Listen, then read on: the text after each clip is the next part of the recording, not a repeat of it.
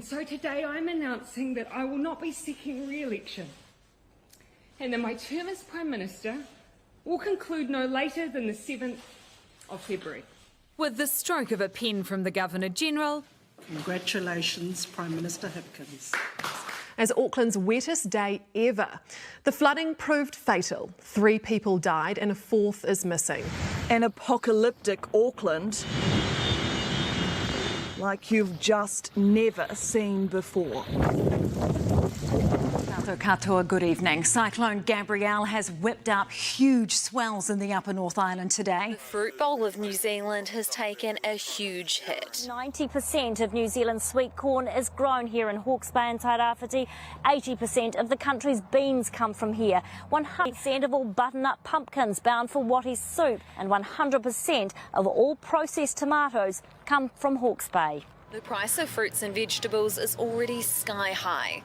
In the year to January, they rose by 16%, and it won't end there. So to today's decisions. Cabinet has agreed to a $50 million fund to get immediate support to businesses, workers and the primary sector.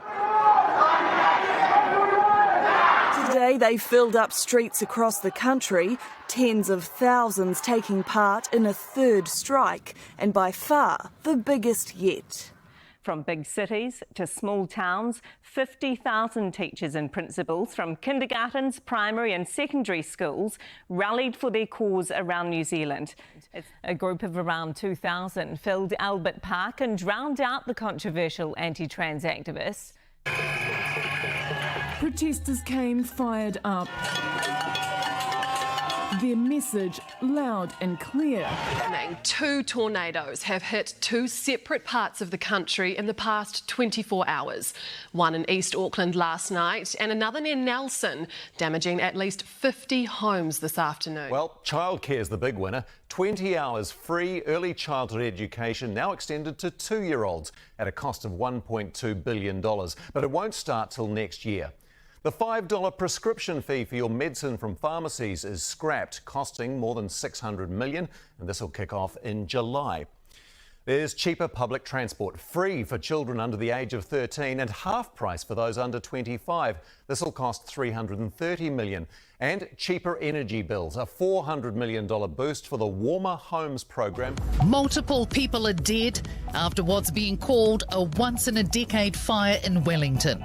Emergency services were called to a blaze in Loafers Lodge, a low-cost hostel on Adelaide Road in Newtown, just before 12:30 this morning. It was an incredible moment. Australia, New Zealand. In 2020, Australia and Aotearoa were announced as joint hosts of the 2023 Women's World Cup. At 7:22, police received multiple emergency calls about a person firing a weapon on the 3rd floor of a building currently under renovation. Officers were on the scene within minutes. The offender fired at police, injuring an officer. Shots were exchanged and the offender was later found dead. Police also discovered the bodies of 2 other people. I called Christopher Luxon to congratulate him on Nationals results. To my family, for everything that you have done for me.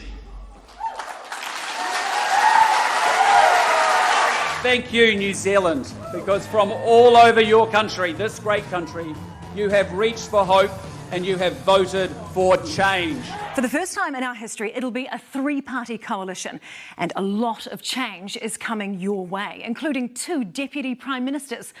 New Zealand First Leader Winston Peters and ACT Leader David Seymour will share the job, splitting the 3-year term in half, with Winston going first.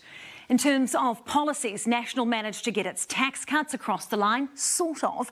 Most Kiwi households will get a tax cut from July, but plans to fund it with a foreign buyers tax are axed. For landlords, however, tax cuts are coming sooner. ACT has secured support for a bill on defining the principles of the Treaty of Waitangi, but there will not be a referendum. New Zealand First has won a COVID inquiry which will investigate the efficacy of the vaccine and the use of multiple lockdowns. Fair pay agreements will be gone by Christmas. 90-day trials are back. and beneficiaries will be subject to harsher sanctions, including electronic money management in some cases. On the chopping block, brace yourself because there is a lot. The world-first legislation designed to create a smoke-free generation is gone. The Māori Health Authority scrapped. Infrastructure projects including light rail, Let's Get Wellington Moving and the Lake Onslow electricity scheme all next. Māori names for most government agencies will be gone, and Three Waters, well, it is dead in the water. Protesters have gathered up and down the country this morning to stand against the new government's Māori policy. The Te Pāti Māori organised protest has been coordinated on Auckland motorway networks like here in Albany, with marches and convoys also taking place at other key transport points around the country.